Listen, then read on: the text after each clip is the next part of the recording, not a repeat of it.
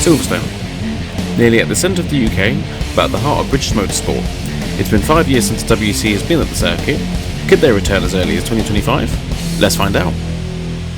Well, here we are for an incredibly wet edition of our fourth race in this series of finding a suitable circuit for the return of the World Endurance Championship, hopefully next year at this circuit, as we try not to fly on the back of everyone.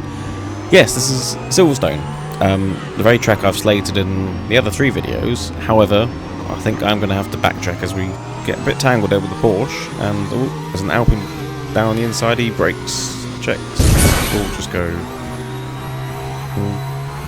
oh, ignore that. Yes, a track I've previously perhaps been a bit harsh on, as we keep it together. Turns out, actually, yeah, I think I'm going to backtrack on a few things I said. Like I always do, I test and do qualifying, and I've had a load of fun with this race, I have to be honest. Especially in the wet. And also in this car, which you may have noticed isn't one of the current protagonists in the 2024 WEC season. This is the Aston Martin Valkyrie, which should hopefully we'll see next year, along with this racetrack next year. It is rumoured that there might be space for Silverstone to return, which I think will be close to a sellout. This is how I went to the, God, it must have been 2016,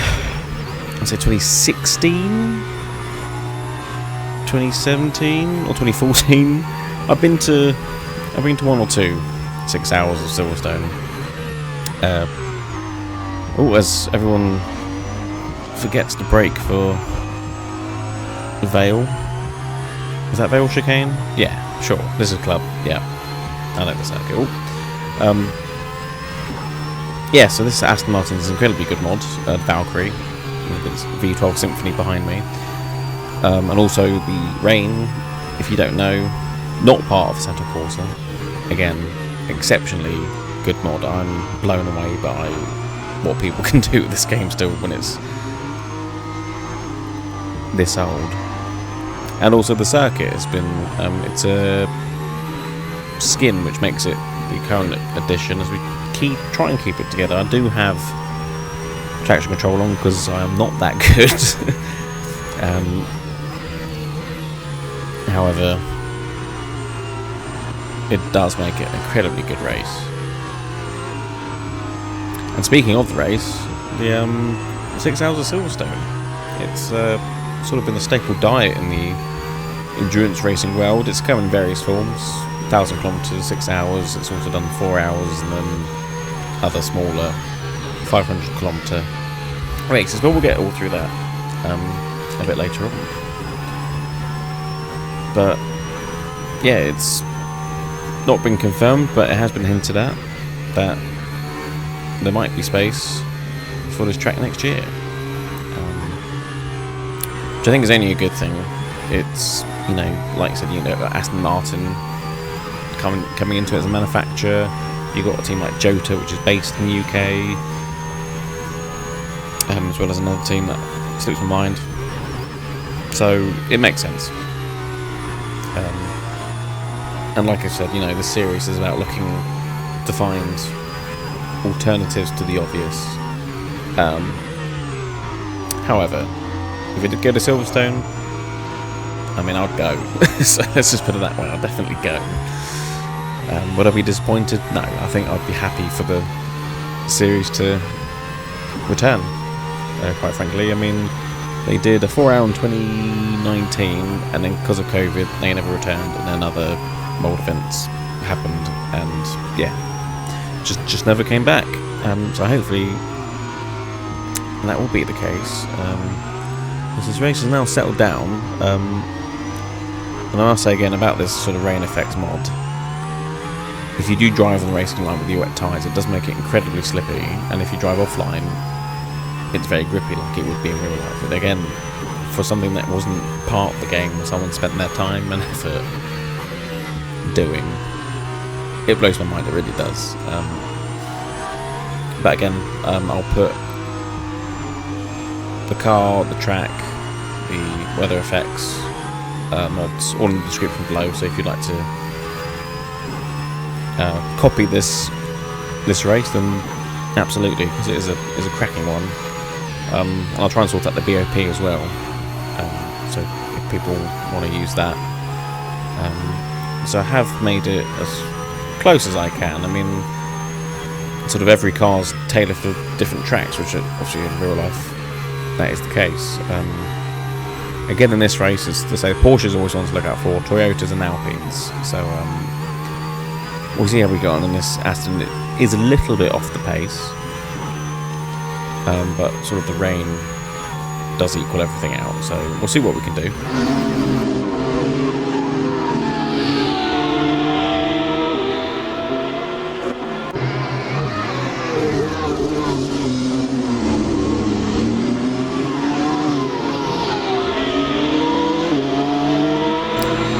Right, I guess this is as good a time as any. For those who don't know this new layout of Silverstone, we'll take you for a lap. So we're now down the new Hamilton Straight, as we come to Abbey, which is an incredibly quick corner, and then it continues with Farm and down to Village, which can be fairly tricky at the best time to pick your braking point. Through the loop. Again, it's very important to slowly apply the throttle through Aintree. Try not to clip the curb because it will kick you off. Down the Wellington Straight and then back onto what would be the sort of old circuit through Brooklands. Again, I don't really want to be clipping any curbs. Luffields, I always have a weird line, I never get it right. Again, careful to accelerate through Woodcott, pretty much flat out, past the old start finish pits, and then Cops would be a little bit faster than what would be in the rain. Again, it's still a very challenging corner. Then we make our way to the most famous corners on the circuit, through Maggots, just nice and careful, and then through Beckett's, and out through Chapel, and then down the infamous Hanger Straight.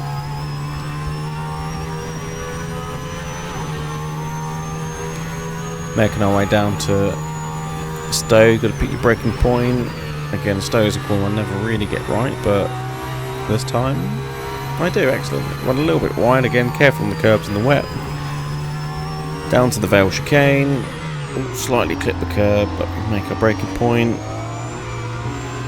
And then round Club, and that's a lap of Silverstone, which we've done a 1:59.2. So I don't really know if that's good or not. Qualifying was also wet, but again, I purposely qualified a little bit lower just so I could work my way through the field.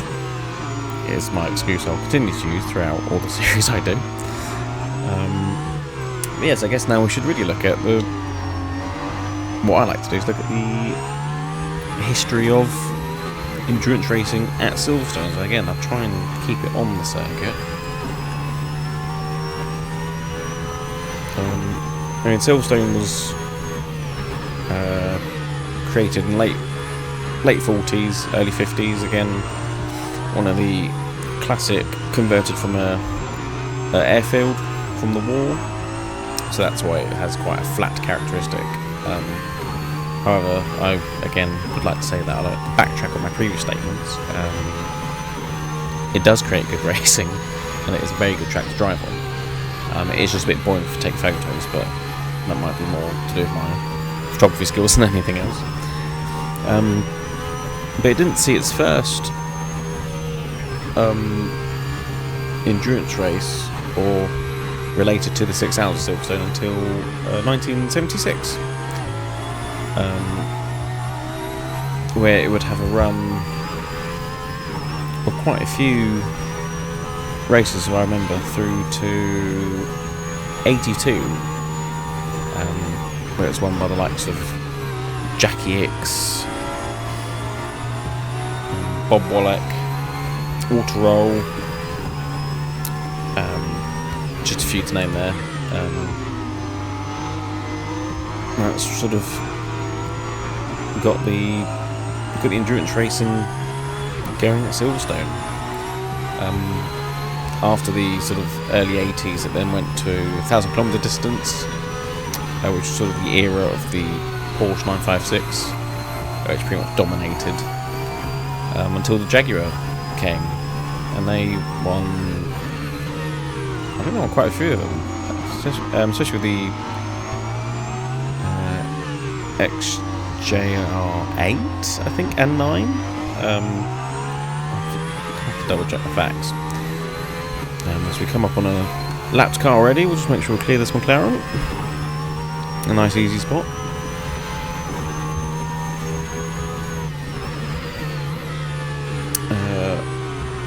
Where was I? Yes, and also certainly the weather in that era, always played a part.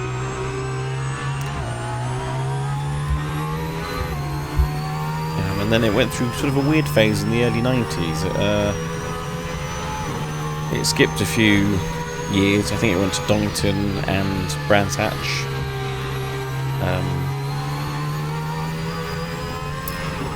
So it did a couple of 500-kilometre races, which one of the ones that I will be doing is the 2000 race, where it was the American Le Mans series came over and did a 500-kilometre race here. And if you don't already know, I love that era of racing, the sort of early 2000s LMP cars, so you'll get to see a lot of that. So that's a video coming up in a couple of weeks' time. And then, yeah, sort of the racing didn't really become continuous until about sort of mid-2000s, really, where we began again as try and keep it on tarmac. Yes, it came back as a 1,000-kilometre race in 2004. Again, that was the sort of era of the Audi R8 and the Peugeot 908. That titan of a battle in the early noughties era.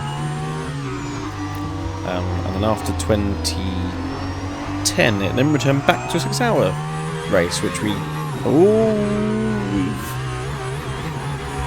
somehow didn't die. Yep, keep off the curbs. I need to keep off the curbs. I should know that. Ferrari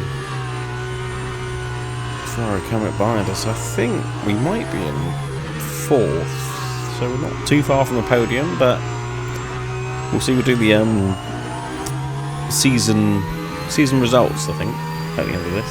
We'll see where everyone finished. Where was that? Yes, 2011 it turned to a 6-hour distance, which we all know and love. I think I might have burnt my tyres a bit too soon. Well, it is drying up. I don't really know what this weather's doing. Just need to get back into my rhythm. So this is why I kept it sort of wet, as we're making quite a few mistakes now. I think it's becoming a bit too dry. I just need to keep it in the wet, as the Ferrari's going to have a run on me. I think I'll have to let him go. He's on clearly better choice of tyre at the moment, whatever that might be. Definitely not slicks. Well, I don't know if the Audis do actually pit for as he goes incredibly wide and decides to just come back on the racing line, but okay. Well, we got lucky with that one. I think I'll take that. Right, let's get back into rhythm. Let's see if we can hunt down 4th place. Again, like I always say, I just need a bit of traffic, and that should bring the eye to me, regardless of how quick or slow I am. I think that is just what's happened. Yes, there we go. Right, I need to capitalise on this. I need to not make any silly mistakes. Keep off the curbs as they do the same thing again, nearly. Right. Where was I? Yes. 6 hours. It returned to a 6-hour race in 2011. Which again was dominated, well not dominated, but it began with the Audi R18 again, the beginning of the hybrid era, the World Endurance Championship. So I carried down the inside of the BMW, there's Toyota and Porsche, it's at least third and second as we get a good run, but we're gonna get boxed in. I did think about going on the outside, but we'll play it. We'll keep to the rules. Toyota makes it through, we will make it through. Not many opportunities to overtake through Maggots and Beckett's. But certainly the track's got wet again, and I was going to say I'm finding some grip, but they've shot off. I think my tyres might be a bit spent. I'm not sure how far through the race I am. Let's see, we'll find out. Anyway, I keep going about the 6 hours stint again from 2011. Audi R18 dominated early on, and then it was then the battle with the Toyota, and then Porsche came along. Yeah, I'm just trying to remember which year it went. It must have been. It might have been 2014. Or 2013, because I think Alec McNish won. Yeah, I'm going to go 2013. I'll put up a picture somewhere. Yes, and then for some reason 2019 they did a 4-hour race. And then, like I said before, make our way through down inside the Porsche. Yeah, and then obviously global events happened, and yeah, it just never came back.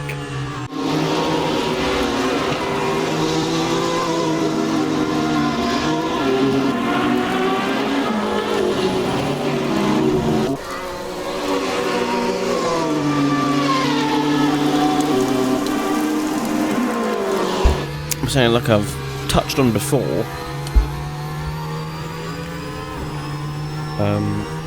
will the race, or will a race return in 2025? And it does seem to be on the cards now, as again all the cars are getting blocked in, and hopefully try and capitalise to go around the outside of the Iron Dame's Lamborghini. I think we're going to get a good run on the Toyota. Again, not the fastest thing down the straight, but we're going to get blocked in here by the Mustang. Yeah, we'll get the Toyota behind us. Let's see if we can make the stick. Hopefully our plays nice. Is the Mustang... Ooh, he seems to have better brakes than I do. I'm more confident at least. Right, I think we're up to third. Yeah, I think this is third place now, so another podium. Let's aim for a podium.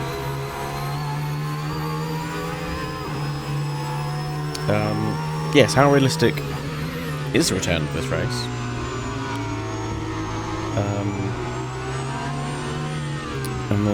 So it has been said by the WC that there will be, or potentially there might be space for it on the calendar next year. I think it's only a good thing, and I think it kind of needs to be on the calendar really, to not have the UK sort of the, you know, I was going to say the home motorsport. We could argue, you know, France is also, but we need an endurance race over here. We've got our regional ones. I think I was watching the 2CV 24-hour race the other weekend, but apart from that, say there are a couple of other regional endurance races, but you know, we have the F1, which, you know, people argue it's Formula 1 started in the UK, so I think it's only right for the other worldwide top tier racing, which is the World Endurance Championship, to be in the UK. And I think, you know, so Silverstone is the perfect home for it. I mean, obviously it's had all the F1 infrastructure put in, so, and that's the largest event it's going to see, so for the World Endurance Championship to come, it makes sense. Everything's there and in place. Again, the track has dried again. It's looking much sunnier now, which I hope it does start to rain again, because I might be a bit bothered with these tyres.